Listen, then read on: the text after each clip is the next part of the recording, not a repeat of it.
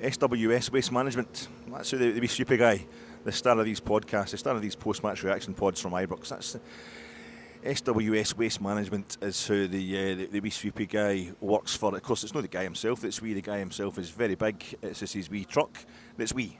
But there was an accompanying truck. It's obviously part of a massive empire. I don't like to give out advertising on my podcast too cheaply, but they've got the SWS Waste Management box van, and honestly, just a few seconds ago it was out there, just outside the back of the Bluebell gates, between the Bromlin Road stand and the main stand, and it wasn't facing directly into the wee road that takes you through the Bluebell gates and onto the track side and down towards the technical area right in front of the main stand at Ibrox. But it was getting quite kind of squared up there with its wee hazard lights gone.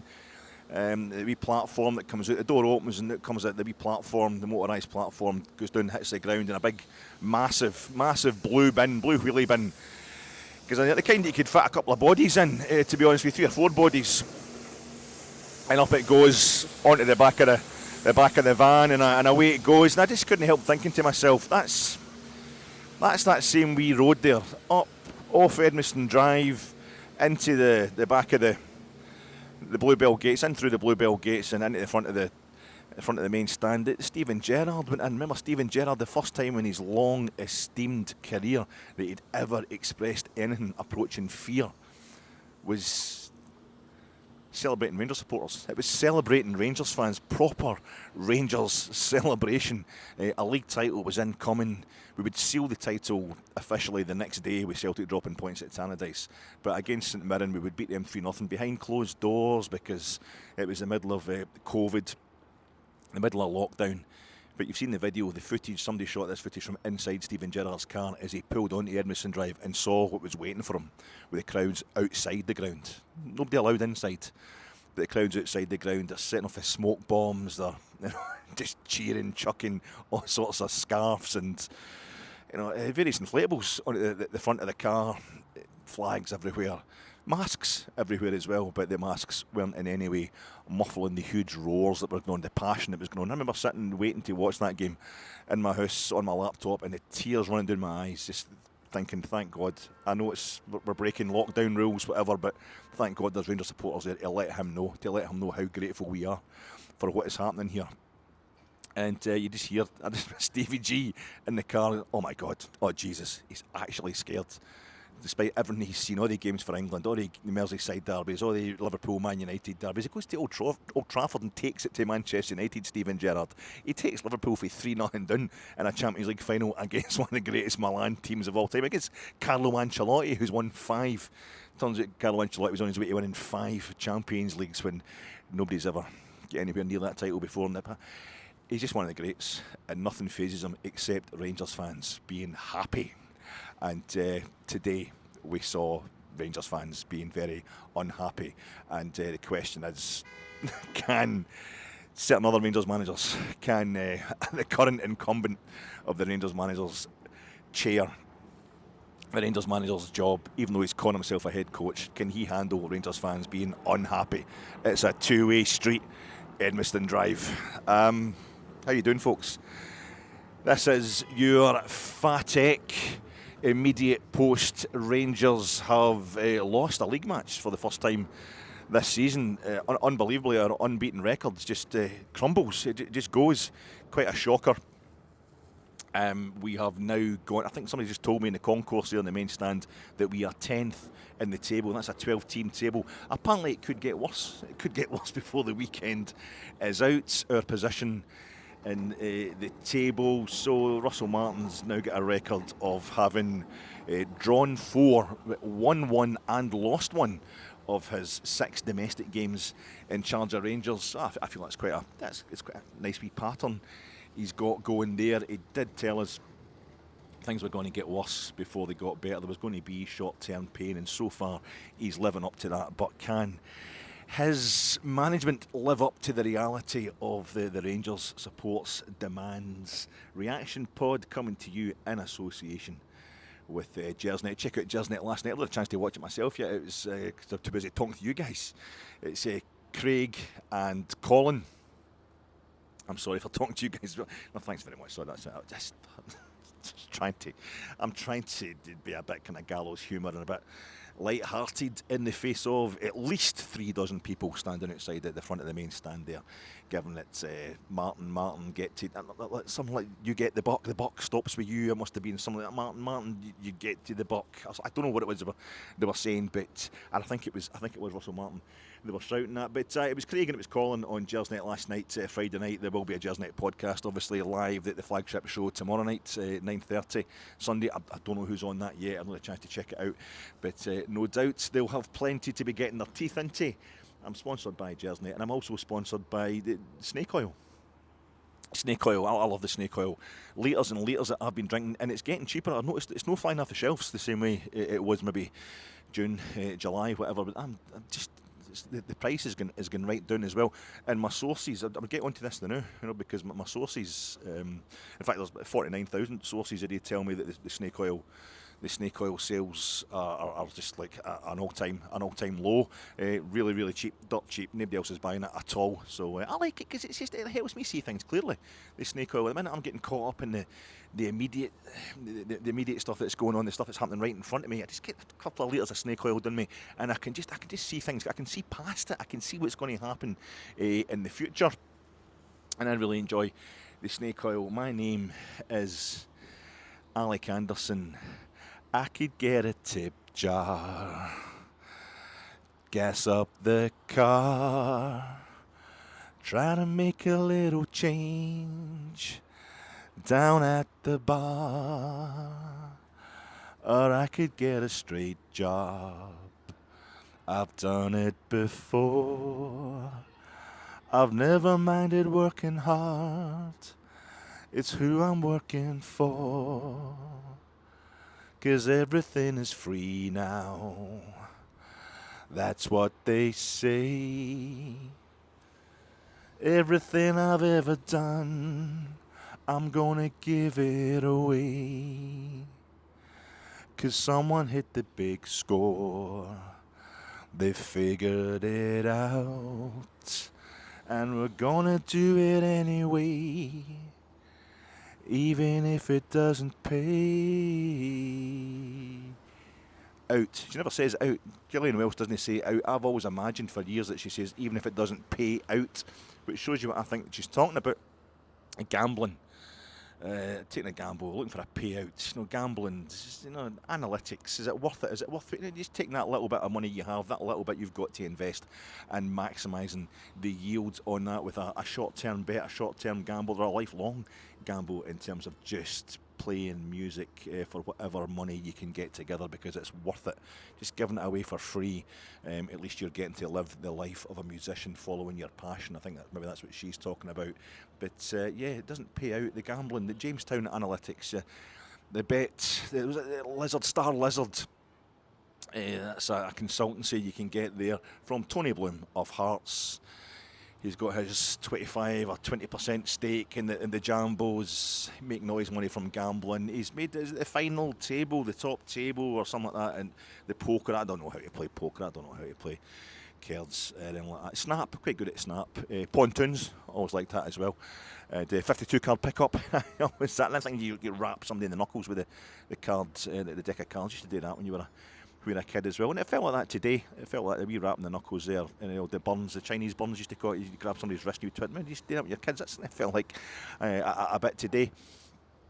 But it's analytics. We're supposed to be doing that data-driven model, that the analytics, just Moneyball, whatever.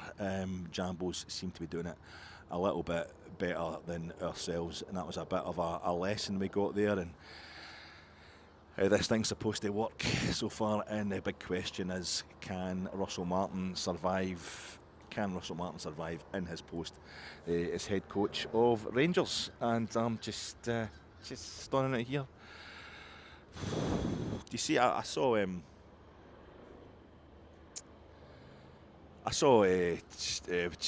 Paris, Texas for the first time in my life. It's 1984 it came out, and I'll watch it. I will get around to watch. I'll watch it one day. I think it was the fact it was Travis are named after. I'm not a big Travis fan. I don't like the band Travis. No, I did Glasgow Proud and all that. Obviously making lots of make lots of money. No, I don't really like their music, but I'm nothing against it either. I think that's probably the problem. You can't have a kind of an extreme reaction type. We like extreme reactions in this part of the world, but Travis, I never really liked. And I think I used to hear that it was Travis Bickle they'd named themselves after. You know, Travis Bickle, the main character in Taxi Driver, the eponymous character really in Taxi Driver. The De Niro character. We all love Taxi Driver. I know it's a really, really dark film, horrible film, but the horrible themes and all that. Paul Schrader, man, what a writer. Martin Scorsese, what a director. But that couldn't really kind of win me around. But when I found out, it's Harry Dean Stanton character in Paris, Texas, and I've seen the stills. Obviously, you see it coming up all the time, especially when you're a bit of a tosser like myself, and you try to keep up with kind of art house stuff in a way that lets you be a bit of a tosser in conversation with normal people. I'd seen it. The picture of Natasha Kinski, which is obviously in a kind of peep show type scenario or something like that, and I thought, right, okay, so it's that kind of film where it's trying to be all super arty, but it's still managing to get Natasha Kinski in a sexual kind of role there. Nah, I don't really agree with that. Plus Travis, oh God, why does it always rain on me? I could tell you something about pathetic fallacy right now, boys. But no, I'm not really interested in that. I couldn't really bring myself to watch it. Wim Wenders, Wings of Desire. I love Wings of Desire. It's a beautiful film, and it's a few years before it. So I just eventually, when you get a holiday, that's the thing. When you get an actual holiday, when you get an international break and you've got a chance to date other stuff, it's not the intensity of Rangers all the time, just leaving you in that kind of monopoly capitalism thing where you've only got the weekend to yourself to chill out in a way that's going to give you enough energy to go and work for the man again for the other 5-6 days of the week. The weekend you just you can't watch anything on a Friday night like a film length. It's all, maybe if you're in the house, it's all television programmes and maybe comedy here or there, but all on YouTube these days. You might get a quick couple of drinks into you and just Friday night you go for a few pints straight after work or whatever. Just get that kind of short, sharp hit of wow, it's the weekend, bang. And then Saturday, maybe you want to chill out a bit more and you want to watch the chilling out factor that you're allowed on a Saturday in your normal kind of working life. It's just enough to allow you the time, the concentration to watch a movie, but you couldn't watch a proper movie. You couldn't watch, something with subtitles. Jesus, no, you've got to get your kind of Hollywood hit. I'll try and watch something try and do two, about tea time to about 7 o'clock at night, bang, wham, bam, a Jason Statham film or something like that. And then the idea is that if you're in the house, if you're going out for a drink or you're going out for a meal or something like that, you're meeting pals, that's even nicer, but I don't have any pals, so maybe later on you're hoping you get enough you could probably watch something a bit deeper, a bit more intellectual or a bit more subtle. But I just find the time runs out, especially with the Fitbit. The Fitbit takes up most of my weekend, and so it really needs a proper break in the normal routine before I can catch up with my art house stuff. I had another one to my list of pretentious pish that I can talk in. So I finally get round there because of the international break, because we're away for Rangers for a good 10 days or so. It was good to actually sit down, and I found the headspace more than anything else to watch Wim Wenders' Paris, Texas, Ry Cooder and all that. And you'd seen so many stills of it, so many clips of it down the years that you felt you'd seen a little bit. I hadn't really seen it before. It was a fantastic film. It was absolutely beautiful. It was gorgeous, and the colour palette was making me think. Michael Mann, my hero, Michael Mann, Manhunter, the first film to feature Hannibal Lecter as a character. It came out about 3 years later. I think he has to have borrowed from the colour palette of Wim Wenders in this film, Paris, Texas. It's just. First I'm thinking it's red, white and blue. Everything's bright reds, bright whites, bright blues. You go to that kind of German new cinema stuff. Like if you watch a Fassbinder, whenever in a Fassbinder film, you can see how the colours are hitting. There's always like piping. There's always, actual pipes. Like you're in somebody's room when you can see like the stuff that's carrying the servicey stuff. The conduits and all that, like electrics, or carrying the drainage or the plumbing, and there's red pipes and there's yellow pipes and there's like a green chair, and it's all there's a kind of general gunmetal background, but it foreshadows the kind of pallid yet striking colouring. It's very 70s. into early 80s, you know, like Ali Fear Eats the Soul really does it. It shows up, that kind of thing. Really start, you're like, oh God, there's that colour, that's in the background, that chair is mustard, wow, bang. It really sticks out. And then I see Wim Wenders, so he's part of that whole thing, that whole movement, and he brings it over to America, and it's that Americana meeting kind of German art house, European cinema, and it's taking the whole, our ideas as Europeans of what America is and really running with it, but the colour part, it's probably technology, because Michael Mann, obviously, he did digital technology, you know, and Public Enemies and the film Miami Vice and all that. He's really using digital cameras to make proper, like, full-length Hollywood feature films before anybody else, really. So maybe it's just technology. He was onto the same technology as Wim Wenders, and that led to his colour palette looking exactly the same. Not exactly the same, but really close to it, because you've got the whole thing with Manhunter. It's all the pinks and the blues and the neon, this neon. Everything looks like Miami at night time. Miami Vice, it's probably what it's the colour took him there. He comes from Chicago, Michael Mann, so it's probably the colours, the light and the neon that's natural, that's native to Miami downtown. That's probably what attracted him there to do Miami Vice in the first place. But Wim Wenders is taking it here. It's Texas, it's LA again. There's this crossover, and you think it's not just about the colour, it's not just about the red standing out, blue standing out, white. When the bank scene in the Heat, you know, before they actually go into the bank, the whole point of the bank raids is they go in the night before, they trip out the alarm system. No, they hack in, they drill in to find the electrics for the alarm system, and they switch it off so that the folk can't set off the alarm when they go in to rob the bank the next day. And if you just watch the cables, just watch the wiring, the electrics, how it's all kind of grey, it's kind of steely grey, steely blue generally that whole scene. But no, they're knocking up, they're in the car park and they're knocking up into the concrete above them in the ceiling, because that's where the electrics are. But the wires come out and they strike you. The wires look, it's red, it's yellow, it's green, it's whatever. It just stands out without being OTT, without being neon. It's just there, the colour is there.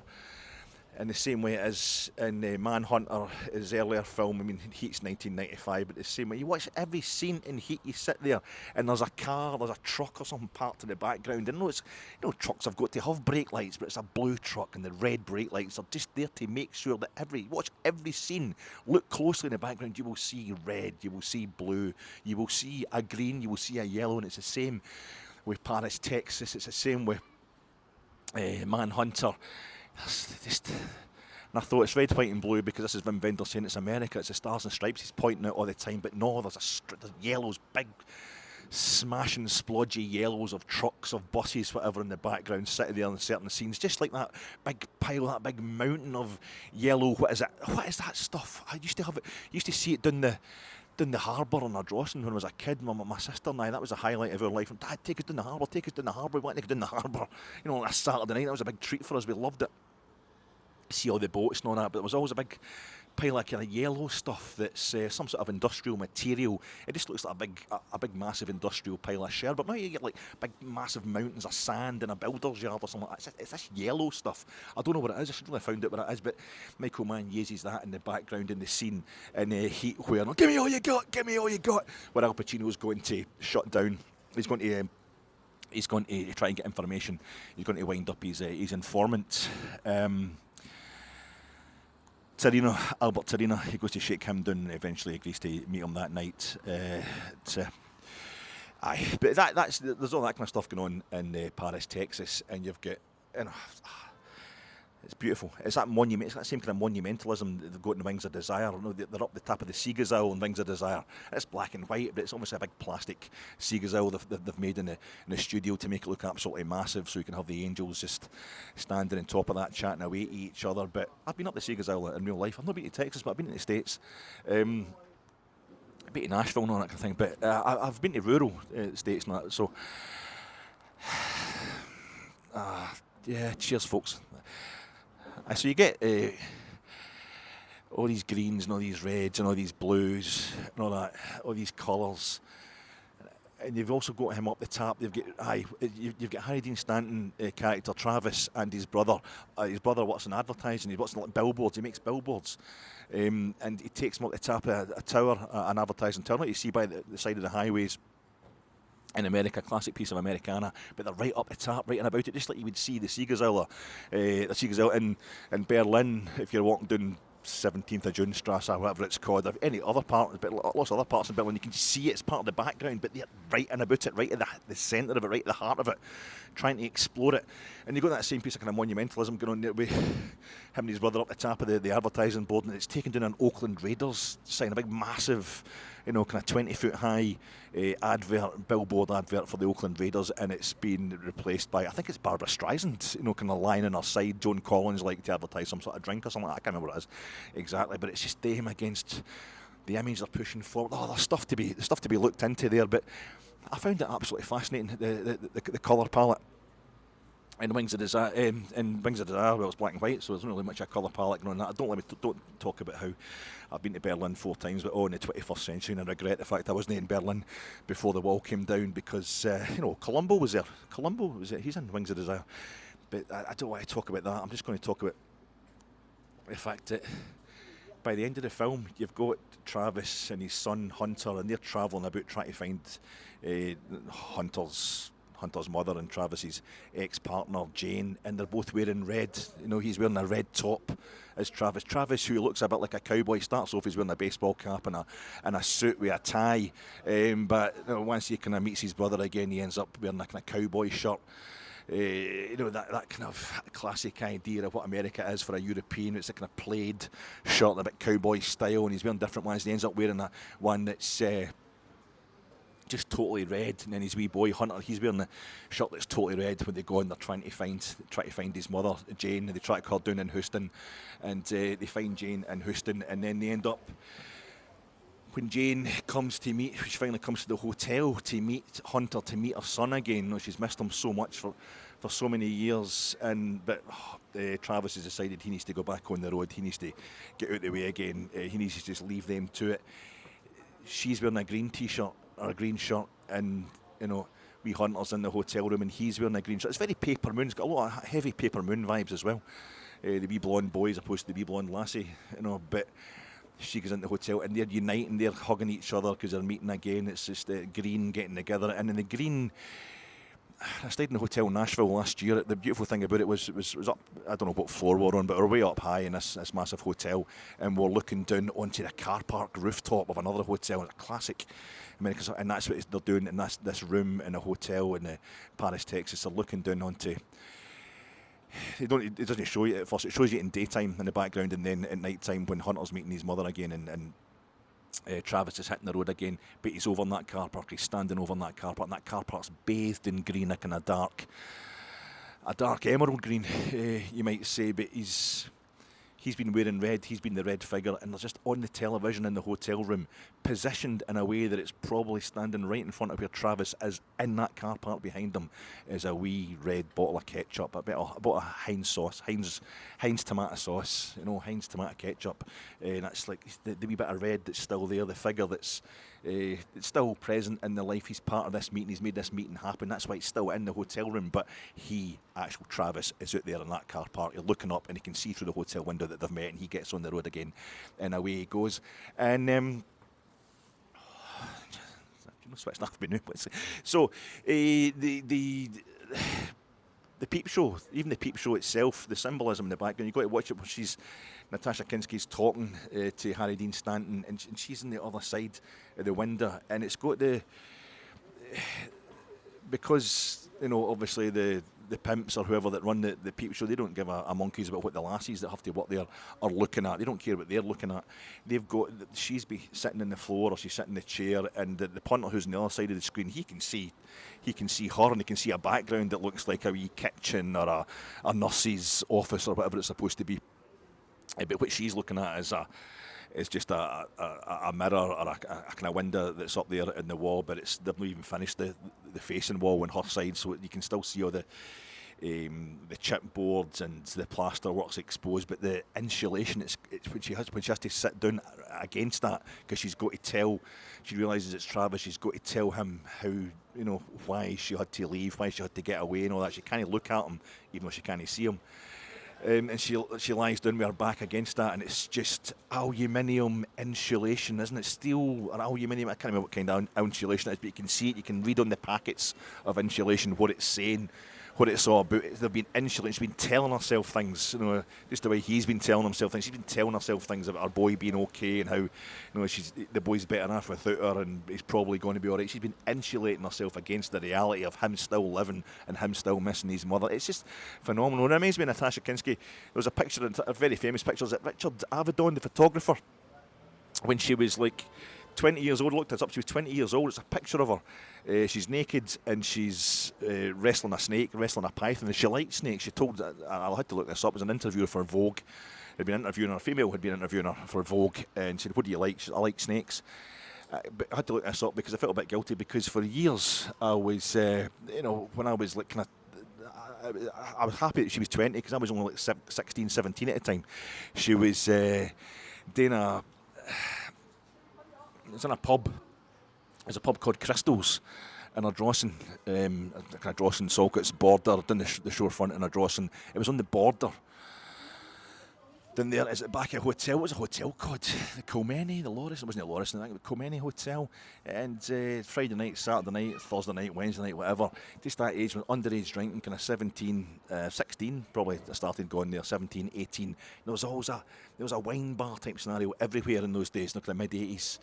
It was always crystals or chandeliers or something like that. There's some sort of glass-linked idea that was class. That was what yuppies would want to do, would drink in somewhere that were not carriages, maybe. No, it was always like crystal or chandeliers, diamonds, that kind of stuff. But yours was crystals, and I used to go in there all the time. The music was good, and it was all folk you knew from school and stuff like that, dolled up to the nines. And just there was this one wall that had a couch in front of it, so we'd all go. If you get to sit on that couch, you were well in there, because it was a tiny wee bar. But behind that couch, up on the wall behind that couch, was a massive, kind of billboard-sized framed print of that picture of Natasha Kinski lying on her side with the python. So it's like, it's young and it's sexual and it's our idea of classy when we were children. And that's what I just thought, that's Natasha Kinski. That's what I always think about. That's what I think about her. And there she was in Paris, Texas, just playing, again up that sexual role that she's got to play. And I was a young man at the time. I was even younger than she is in that picture, and I'd never seen Paris, Texas, because it came out probably in 1984. I probably started going to Crystals about 1985, 1986. No, 1986, 1987 probably. I started going there, kind of 17, turning 18. But I feel like I'm on the other side of the screen here, and there's middle-aged men, guys even older than me, probably behind the other side of the screen. I don't get to see you. It's a one-way thing, and use it all. I'm getting paid for this. I'm making all my money off the adverts on YouTube. I'm making up to 31 US cents a time. But it's Harry Dean Stanton and it's Dean Stockwell. Harry Dean Stanton and Dean Stockwell. That's the two. Can I get the brothers in Paris, Texas? Harry Dean Stanton, Dean Stockwell. Stockwell starts the film with a Stetson. It's a baseball cap that says Stetson. It's a Stetson-sponsored baseball cap he's wearing. That's it's Americana. It's got the monumentalism I was talking about as well. It looks like Monument Valley he's walking through at the beginning, for the searchers. And he is searching. He's searching for somewhere he can get away from the guilt of what he did to his wife at the beginning of it. But it's Harry Dean Stanton, it's Dean Stockwell, it's a Stetson hat, and then when Harry Dean Stanton's character Travis says, I can't go in the plane, I can't take a flight back to Los Angeles with you, you're going to put me in the going to put me in a car, I've got to drive, just keep driving. So Dean Stockwell's got to phone his wife and tell her, but no, we're going to have to get the car, it's going to take us longer to get home because he will only go in a plane.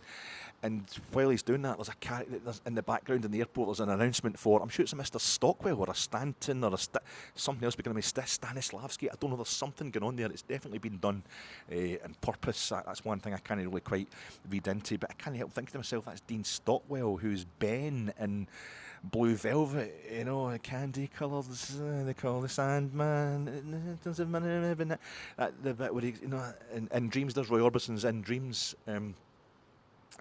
Pab's Blue Ribbon, that kind of that scene, and then in Blue Velvet, and then you get Harry Dean Stanton, of course, who's in Wild at Heart and Fire Walk with Me, and a few other David Lynch. He's also in, of course, Godfather 2, Harry Dean Stanton. So he's in some of my favourite films of all time. And I think Paris, Texas could get up there and become one of my favourite films of all time now that I've seen it. But I just think, Lynch. They're both David. They're in a mob of David Lynch films between them.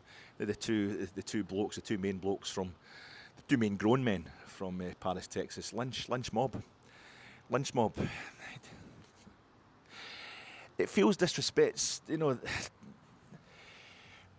Martin, get to fuck. Martin, get to fuck. That started after, I think, what we got after about 5 minutes today when Hearts had 2 shots on goal and we'd barely got out of our own half. They'd won kind of a header over the bar and a shot that our goalkeeper had to save, but it was quite clear they weren't getting anywhere. I think maybe within 5 minutes into the game, into the 6th minute, the first Nico Raskin, the first chance of Nico Raskin, because it's been set up as a binary thing. It's Raskin against Russell Martin. So that was the first kind of protest. It's a tacit protest against Russell Martin and how the game was going. And then when Hearts took the lead after 21 minutes, it was, Martin, get to fuck, Martin, get to fuck. And that's coming from the Union Bears in that wee central section of the front of the Copeland. And that's the Union Bears who are also, that same wee section is the only section ever to sing Russell Martin's Blue and White Army.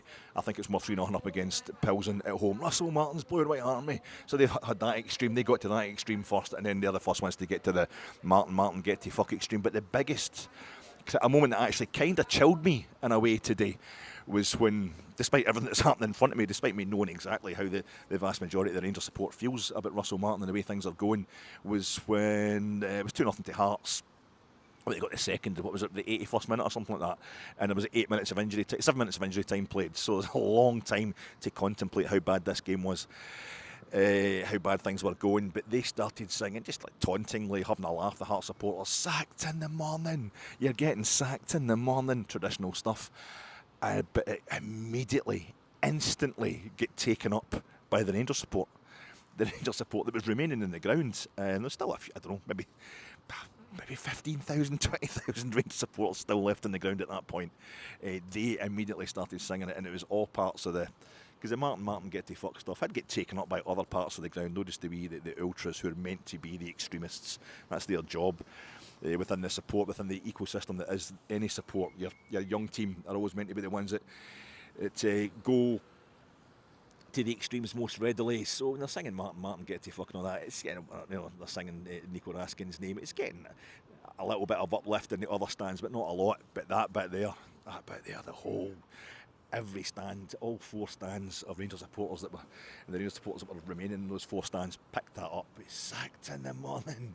You're getting sacked in the morning. And if it's as bad as that, maybe he's getting sacked right now. Maybe by the time I'm finished this rant and raving pod, Russell Martin will already be sacked. But what I usually do, if it's, as you know, if Rangers have a bad result, and we've had a few recently when I'm doing one of these podcasts, there's a wee kind of joke thing we've got going on where I'll rant and rave for a bit about something that doesn't seem to be football related, or certainly if it is football related, football themed, it's not related to the game we've just watched, that I'm ostensibly reacting to. And it's the idea is to put off all the inevitable ambulance chasers and Celtic supporters and what have you. But if it's particularly bad, if it's a properly bad result, what I will do is just get straight to it out of respect to the vast majority of people who subscribe to this wee channel of mine, and thank you so much for doing that. I will just get straight to it out of respect to them, because if we get beat by Queen's Park in the Scottish Cup, let's just talk about how that's a sacking offence. If Aberdeen are beating us 3-1 at home, let's just talk about how Michael Beale has to go. I was doing that on Jersnet, those post-match reactions. But today, the problem for me is I'm still not sure. I'm still not 100% sure that we're into sacking territory. I can't help it. So I've done a wee kind of combo of talking about the game, talking about the reaction at the start, but also getting straight into an extended here's a chat about something else that has actually got something to do with the game. If you want to get into it. I can't do post-match reaction pods. They just don't interest me. That's me talking about that guy. That's me referencing that guy again, the comedian whose name you cannot say, because I don't know.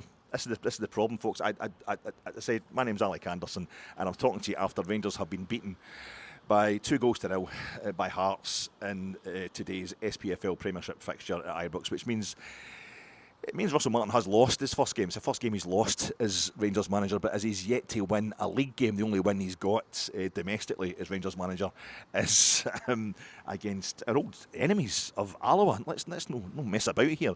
Alloa, the scourge of Rangers from Recreation Park, the Indodrill Stadium, they've given us a real hard time in the past. But no, you're beating a League One side by 2 goals in the League Cup, the last 16. And Hearts are out of the League Cup, but they were away to St Mirren. They drew 1-each at St Mirren, get beaten penalties. We've drawn 1-each at St Mirren.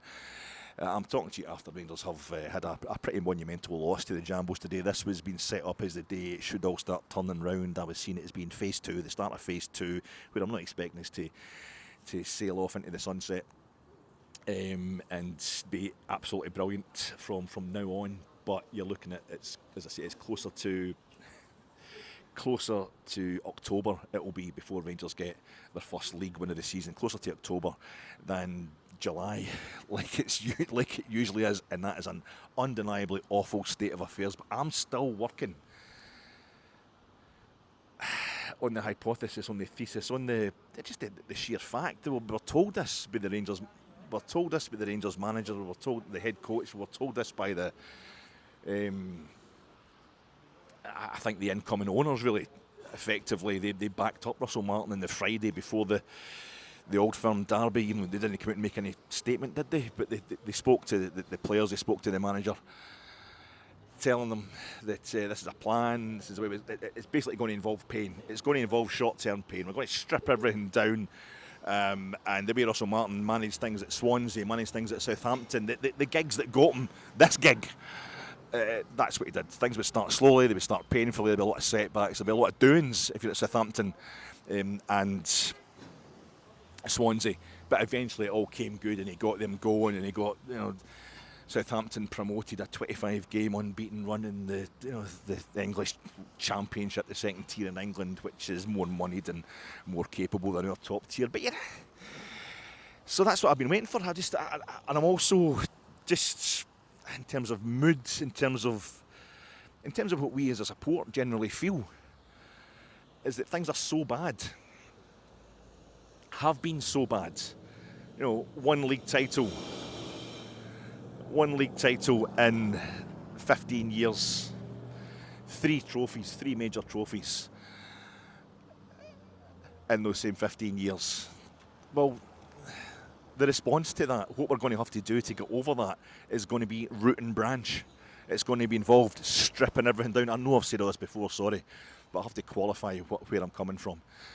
That it's going to get bad, that it should get bad, that it needs to get bad, that people like Nico Raskin, who you can see does a job, you can see he's a great player on his day, guys like him might have to go, or they certainly might need to be put in their place. They might need to get on board with the programme. It's going to get worse before it's going to get better, and I still can't help thinking that. That today. The game itself, pretty much in the first half anyway, outclassed, just outthought, outplayed, and totally outclassed. Hearts were tremendous. You have to say that. Hearts were absolutely tremendous. Certainly a lot better than the last team who came here in white shorts and white socks against us. So that's really, we get the final laugh, I think, today. Actually, I'm not being petty at all. I'm reminded of all these.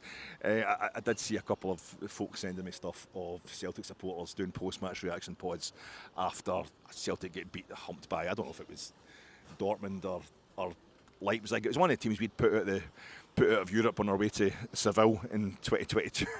They'll say, this is a much better team than the one that Rangers beat. Definitely a much better team than the one Rangers beat. So I'll just say that. The one thing this does is it's an absolute beamer for Celtic, because Hearts hit the post in the last minute injury time of the day to prevent them going 3-0 up. Hearts could have beat us 3-0, and you couldn't even. You managed 2 totally tepid shots on goal against us. The Jambos are going to run away. We've seen history in action today. We've seen Scottish football in history in action. The Jambos, on their way to their first title since 1960, their first top title since 1960, where we're trying to get our first since 2021 and look further away than ever from achieving that. But the starting 11, the one thing, we got to see John Suter playing on the right-hand side. That's only for 45 minutes, but that's something we've been crying out for. We got to see that.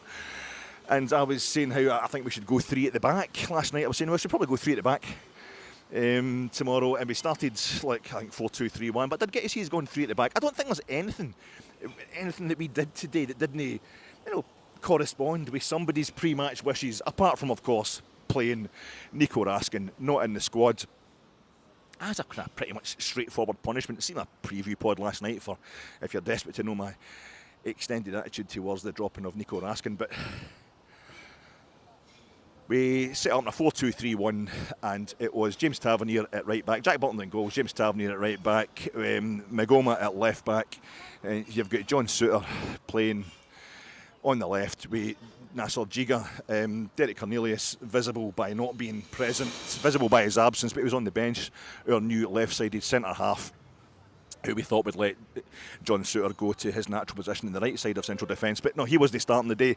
So you're straight off, that can annoy folk, the fact you've got John Suter playing at his natural position still again, and then Giga, who's often having to compensate for the mistakes that John Suter might make because he's playing on the left-hand side as opposed to playing the right-hand side, where he has just done with Scotland, who've kept 2 clean sheets away from home in a row in World Cup qualifying, which is quite a thing and quite a tribute to John Suter. It looked as if it was Conor Barron and Mohamed Diamande, the same as against Celtic in the last Rangers game. They were doing the sitting positions in midfield, and in front of them you had Thelo Asgard in a kind of 10 row, well, that 10 area of the park. On the left hand side you had Mikey Moore, on the right hand side you had Gassam, and up front on his own Bojan Majowski, his second start for Rangers. That was pretty much the setup. So straight away you had people upset that Gassam's playing out on the right hand side as opposed to the left. Do we know for a fact, is it factually established that he is an out and out left-sided player? He seems to be. He certainly did very well for us on the left-hand side, so that's another demerit straight away for the manager, apart from the fact that Nico Raskin's no playing. And Hearts just came out and totally outclassed us. We couldn't get on the ball. We got to the point we could hardly get over our own box at times. Hearts, I think they went 4-4-2 really, Hearts. Of course, any time we had the ball, they just go 5-5, and that was enough. They were winning every ball. They were smothering anybody who got on the ball for Rangers. I think in that entire first half we managed maybe 1-2 shots on goal. Asgard had a shot from maybe it was a cross to the back post that kind of curled round, a really ambitious shot from distance that I don't know if their goalkeeper from Union Berlin touched it onto the kind of the conjunction of crossbar and post, but it came off the top of the woodwork anyway, and that was as close as we came. We had a couple of moves. The Hearts goalkeeper had a bad kick out at one point, and we seemed to panic. We seemed to panic in what should have been an easy kind of working it. Plenty of players up there. We should just have worked it quite easily to get a goal, to pull. I think it was an equaliser already at that point. But we just got to a point where we looked, anytime we did get any kind of possession or any kind of chance on the Hearts goal, we panicked because we're so unused to having the ball. Hearts were just dominating us. We're so unused to having the ball and not having 25 Hearts players round about us. Shankland, the boy's a craftsman. He's an absolute craftsman in this idea that we should sign Lawrence Shankland because he'd be the guy that could help us to a league title. I think he's helping himself to a league title with the Jambos staying there and winning his league title. Fair play to him, because Hearts, I say, they had a couple of chances in the first 5 minutes or so. They kept winning. We kept giving away free kicks, etc. The ball. It was like we were playing football like we'd read it in a book. Like we're still learning the manual, and Hearts were playing football. Hearts were playing like they've been involved in Scottish football matches before. So it was bad. It was a bad old day at the office. That first half was particularly brutal. Hearts were totally outclassing us. Eventually, when they scored the goal, it was a lovely goal they scored. They worked it really well. Hearts, from a Hearts point of view, it was great. A beautiful finish from Lawrence Shankland. That's him scored in both ends against us at Ibrox. Now he scored a great header against us. Was that last season? At the beginning of last season, the season before, a kind of backwards header early on in a game that eventually turned round and won 2-1 under Clermont. I think it was the season before last. He was definitely scored against us at Tynecastle. He scored against us for Queen's Park and Hearts at Hampden. I'm wondering if he's getting to the point where he scored against us at both ends of Ibrox. Tynecastle and Hampden, because of course he scored the penalty today from a rebound, a save from Jack Butland into the Brimley in the second half to make it 2-0 for Hearts. But it was awful. The first half we were just been totally outclassed. We looked clueless, and people were picking up on the fact that we've got Sam playing at the right hand side when he should have been the left, and Mikey Moore was we're just getting smothered anytime we got any kind of possession, and we're really struggling. So at half time we're down 1-0. Beautiful goal that Hearts scored. It's like number 10 and Shankland, they're playing up front together. They worked a lovely week and a couple of passes, and Shankland just finishes from one side of the box right over into the far corner of the net. A beautiful finish that makes it look so easy. He's a top striker, the boy. And so that's 1-0 to Hearts. That's about 20 minutes in, and it wasn't looking any better for us for the rest of that first half. Half time, there's a couple of changes. Kamar Roof come on at half time and just sums shit up. This Kamar Roof, a guy who won the title with Rangers. That season we were unbeaten. He was absolutely magnificent. An exhibition in himself, Kamar Roof, but he keeps getting injured, and then there's no crowd there. No crowds at the games. We have a magnificent league winning season. This is why people are so tense at Rangers these days anyway, before stuff even starts going properly wrong for us. But Kamar Roof comes out and gets a lovely reception at half time to do a half time draw, and then we have a couple of changes in the second half, a couple of substitutions as we come down the tunnel for the second half. It was Ant-Man was coming on for, who did Ant-Man come on for? Oh Jesus, I knew I'd start. I'm terrible with the substitutes, it always does my nutting. Ant-Man and Derek Cornelius. Derek Cornelius comes on for Giga, and I don't know if that means Nasser Giga, centre half. I don't know if he's injured or it was a case of let's get John Souther onto his proper side of the park. Ant-Man comes on for Mikey Moore. Ant-Man comes on for Mikey Moore. So that allows two positional changes within the nine remaining players, which also made a massive difference. And that was that Gassam could go over to the left-hand side, and John Souther could go and play in his natural position. But we're still retaining the same basic formation, and we played a lot better. That was more kind of we stopped the rot with those substitutions.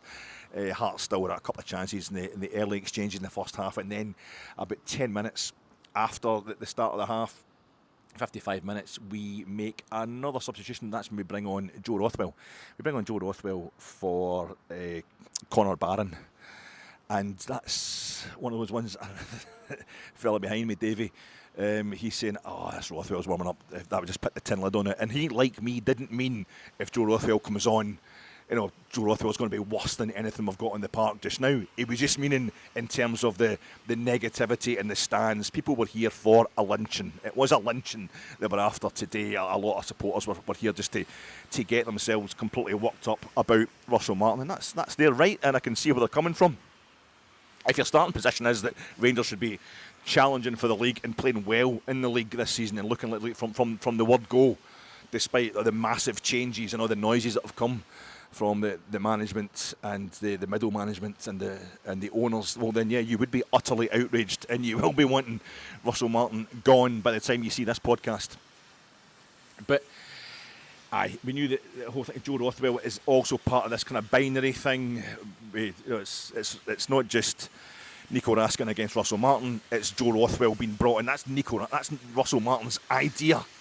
His idea of who's better than Nico Raskin. He would rather play Joe Rothwell. It's no a bit of direct comparison. But the two boys sitting beside me, and to be fair, everybody else was pleased that they left as well. It's just boys that were in for. It's the first time I've seen these boys in the stands, and they were singing about how much they wanted Russell Martin to get sacked from the word go.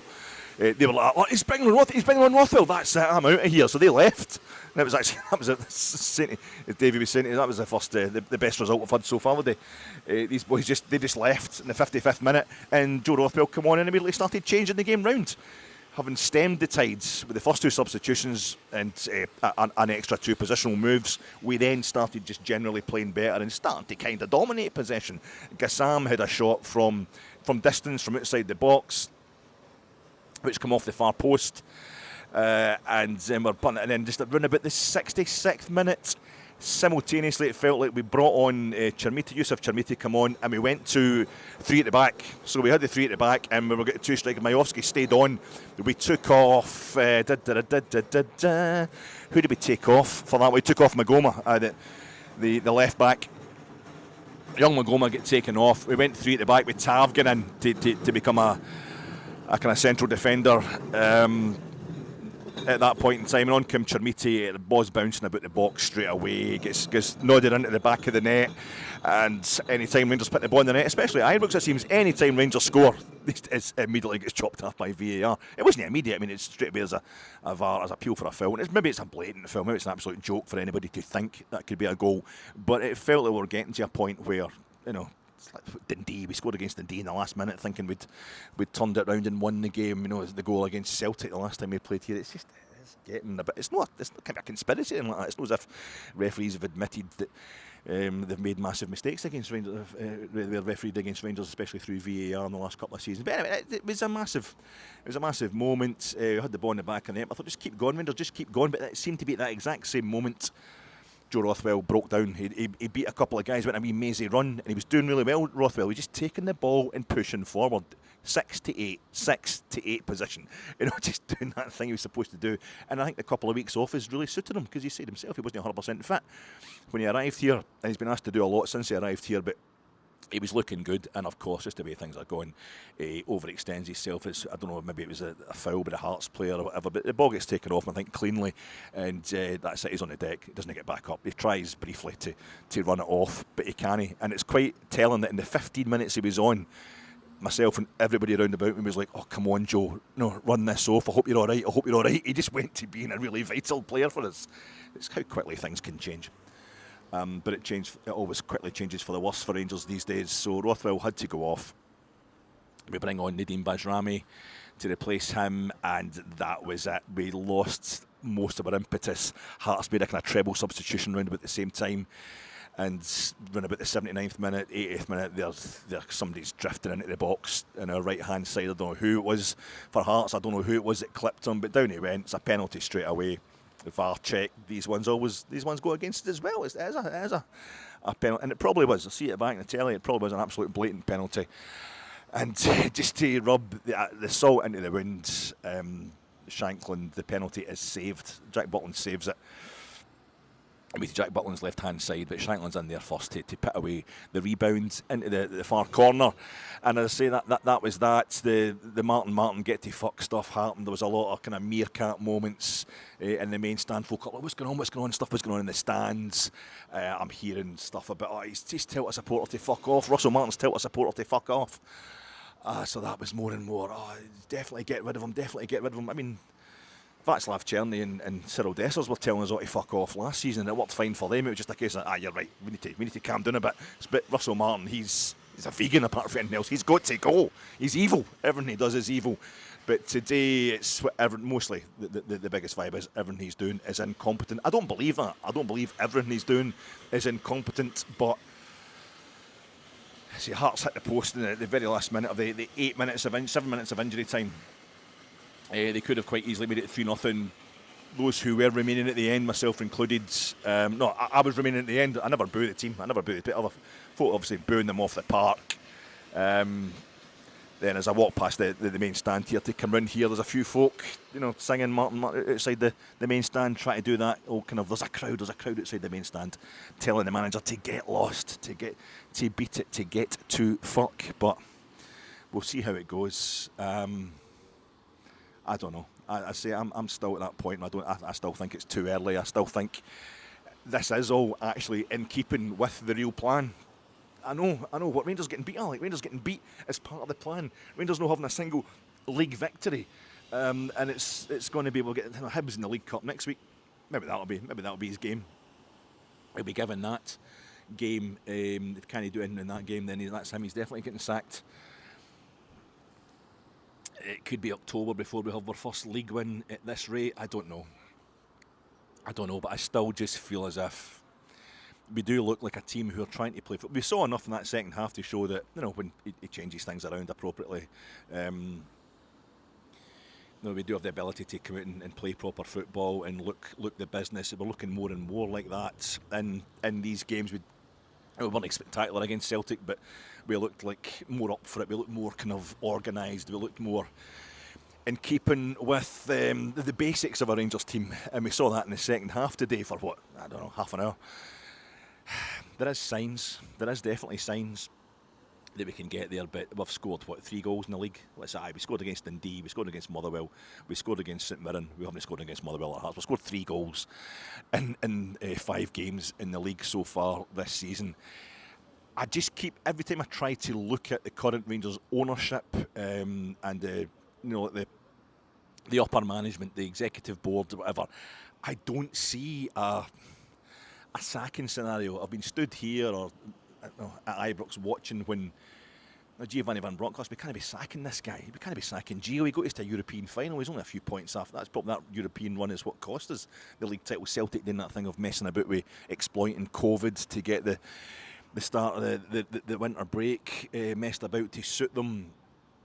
That's maybe, we can't be sacking Giovanni Van Bronckhorst this soon. It can't be, and then you just got to a point. The game against St Mirren, a one each draw against St Mirren, and Paisley thought, nah, it's not working. It's just no, it's gone. It's going backwards. It's going backwards with no sign of it ever going forwards again. The team who have understood what Gio wants to do have stopped doing it. And it was like, yeah, it does have to go. It wasn't a moment too soon, but it wasn't a moment too late either. And the same thing, Michael Beale, that game against Aberdeen, we had a dodgy, terrible result against Kilmarnock, first day of what was supposed to be Michael Beale's first full season. We had a terrible, really confused performance against Celtic, a struggling Brendan Rodgers Celtic, when they beat us 1-0 at Ibrox after we'd overcomplicated things, and it was like, yeah, this is on the cusp. But it was still that Aberdeen game, still the Aberdeen game where we get beat 3-1 at home by Aberdeen. You're like, that's fine. Don't want to be sacking Rangers managers or head coaches too soon, never mind too late. It's like, yeah, he's got to go. I don't feel that way. I don't feel that way with Russell Martin. But of course, as I'm saying that, he might already be sacked. No, there's film crews setting up outside. There's the wee fella for Sky. So maybe that is, maybe he's already packed it in. See, I have to switch the internet off my phone. I have to go airplane mode to record these videos, so I've probably got 25 tweets or 25 WhatsApp messages gone. He's away, he's gone, while I'm telling you. I don't think Russell Martin's Rangers haven't showed, they clearly don't know how to play Russell Martin's plan so far. They don't know how to do what they're supposed to do, but they also clearly look like they're trying to learn how to do what they're supposed to do. It's not like they're not going backwards, really. They just haven't. Just at no point have they gone forwards.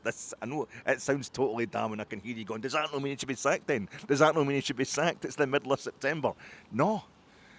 This is what it was supposed to be. It was supposed to be, it's going to be so good. It's such a complex plan.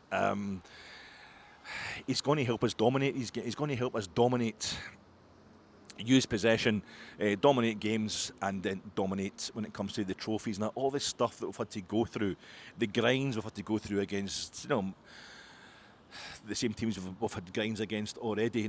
Motherwell, Hibs, St Mirren, Queen's Park, all beating us at Ibrox in consecutive games last season. Russell Martin's been drawn games at Ibrox this. He's been drawn with everybody domestically this season. That's him lost his first game. Hearts going really well. They've not got Europe to contend with, Hearts. They don't have as much to change as ourselves. They don't have the same kind of infrastructure, same scale of change required at Tynecastle as is required to get the behemoth that is Rangers turned round and piling forward again. So maybe it's a bit easier for them. I don't know. I just don't feel we're quite at that moment just yet. That's me personally. I don't have that gut reaction as somebody who's watched Rangers a long, long time. But this is different. It's a different thing we're trying to do just now.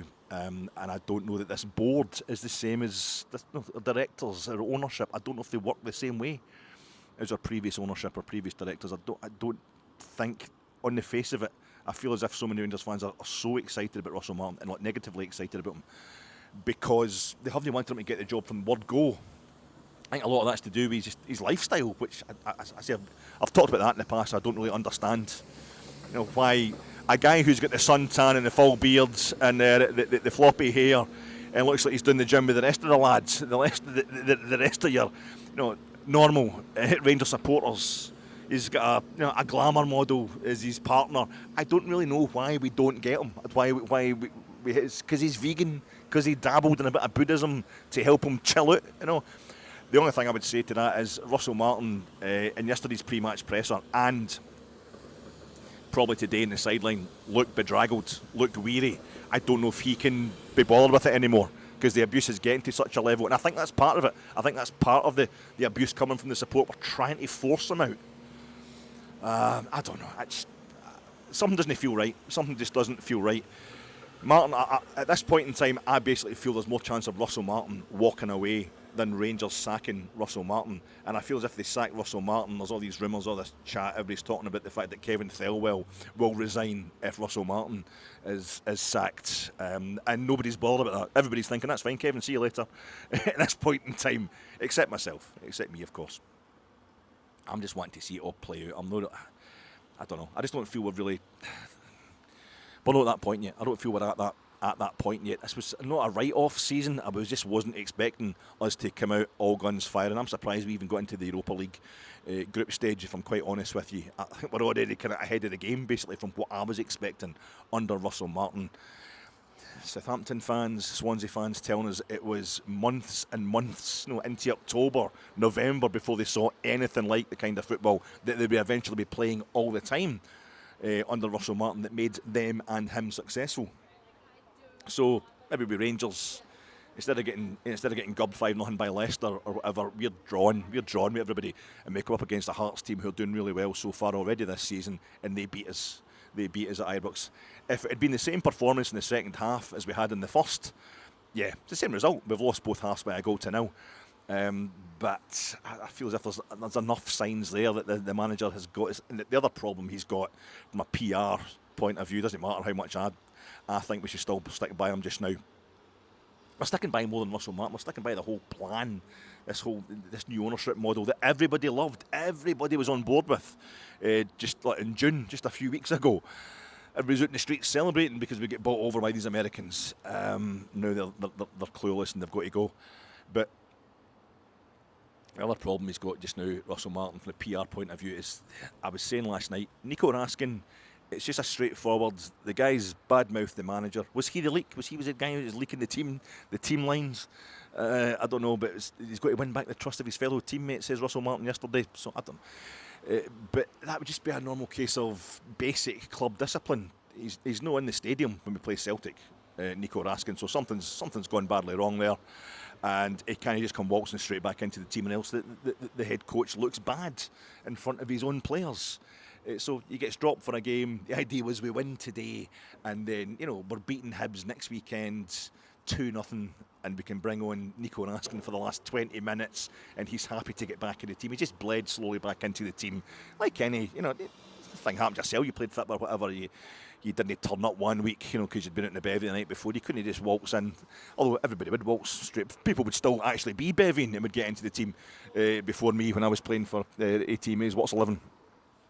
But that you've just got to take a wee bit of medicine, and then you get pulped back in. But it's like, that's not how it's going to be conceived now. We get gubbed off Hearts today, get a bit of a footballing lesson from them. There's no Nico Raskin in the team, and it just looks like, well, that's what's going to happen.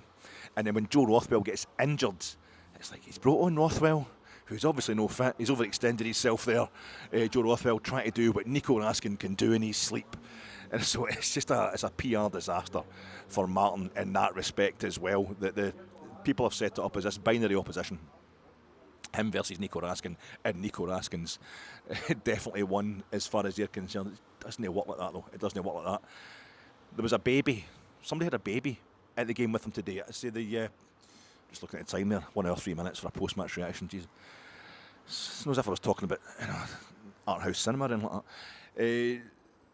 Like being in a flight, I thought this is the ultimate. This is how bad this day is going. There's actually somebody who has brought a baby into the gate, and the baby, of course, starts greeting. And this is into the second half, and I'm thinking, it's been stuck in we're not on an aeroplane, I'm on a train or something like that. The one thing you never hear at the Fitbit is a Wayne greeting, but because I told you before, the bits up, the wee section up just a few rows behind me is a kind of overspill for the complimentary tickets, so you end up, it's the people who they don't have room for in the director's box, and it's family and friends of the players.